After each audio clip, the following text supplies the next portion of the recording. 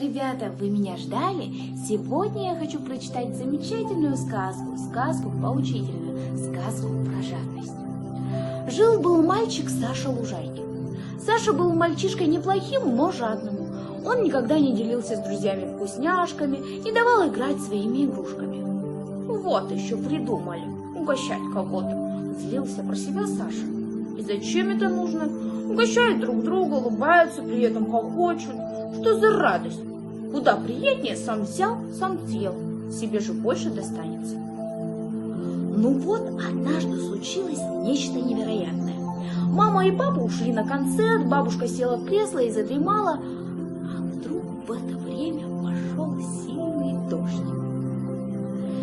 И вдруг Саша увидел за окном какое-то маленькое странное существо, мокнущее от дождя. Саша проснулась с любопытства. Он открыл окно, существо оказалось в комнате мальчика. «Ты кто?» – спросил Саша. «Я Веселинка. А ты кто?» «Я Саша». «А у тебя есть друг?» – поинтересовалась гостья. «Нет», – сказал Саша. «Все говорят, что я жадный, поэтому у меня нет друга». «Да никакой ты не жадный», – сказала Веселинка. «Такой славный мальчик не может быть жадиной. Я знаю, что жадный – это волк, лиса, они никогда не поделятся ни с кем своей добычей». Саша задумался. С Веселинкой ему было интересно. Она была светлая, веселая, она могла стать хорошим другом.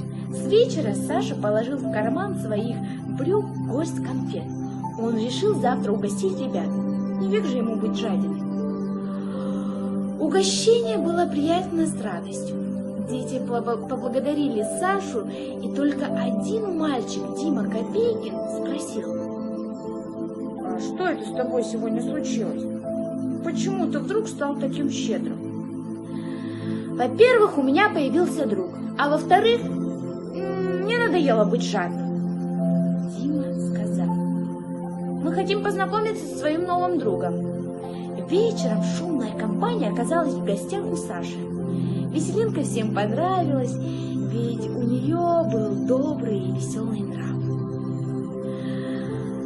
«Она тебя еще многому хорошему научит», — воскликнули ребята, «потому что она смотрит на мир доброй, солнечной стороны». Ну вот и все, ребята, вот так закончилась наша сказка. Следите, будет еще очень много сказок. Не болейте. Всем пока.